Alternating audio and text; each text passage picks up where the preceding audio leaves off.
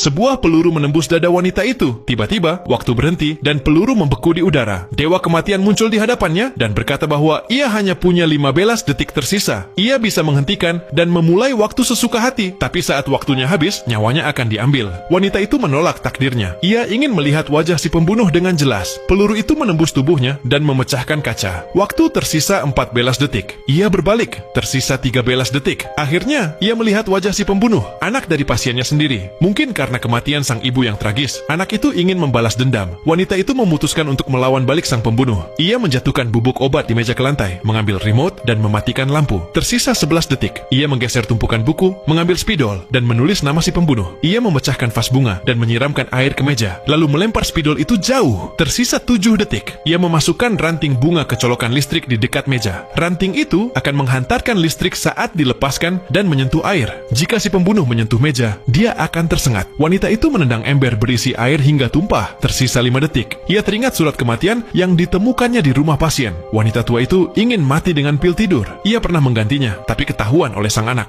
Mungkin semua hanya salah paham. Hatinya mulai ragu. Ia memetik bunga untuk mengurangi bahaya sengatan. Tersisa 4,5 detik. Ia mengambil pena lain dan membidik lantai. Tiba-tiba, peluru kedua menembus tubuhnya. Tersisa 0,61 detik. Dewa kematian berkata bahwa saat ia menyiapkan jebakan, si pembunuh telah berputar ke jendela untuk menghabisinya. Ia jatuh ke lantai dengan amplop di tangan kiri, sedangkan tangan kanannya tak meninggalkan jejak. Hidupnya berakhir. Pembunuh kembali ke pintu dan melihat bubuk obat yang berserakan. Ia menemukan sandal, lalu mendekati meja dan melihat namanya tertulis. Ia ingin menghapusnya dengan spidol, tapi merasa ada yang aneh. Ia menemukan pena yang asli dan kembali ke meja. Saat menyentuh meja, ia tersengat listrik. Saat berdiri kembali, ia mendengar langkah petugas keamanan. Ia buru-buru menghapus namanya dan hendak kabur, tapi melihat amplop di tangan korban. Penjaga lewat dan melihat TKP. Si pembunuh kabur sambil membawa amplop, lalu membukanya dan terdiam. Surat bunuh diri sang ibu mengungkap bahwa ia ingin mati bersama anaknya dengan pil tidur karena tak tahan dengan rasa sakit. Si pembunuh dilanda penyesalan mendalam, tapi semuanya sudah terlambat. Para penyelidik tiba di lokasi dan menemukan nama si pembunuh tertulis di sebuah kertas berada di depan jasad sang dokter.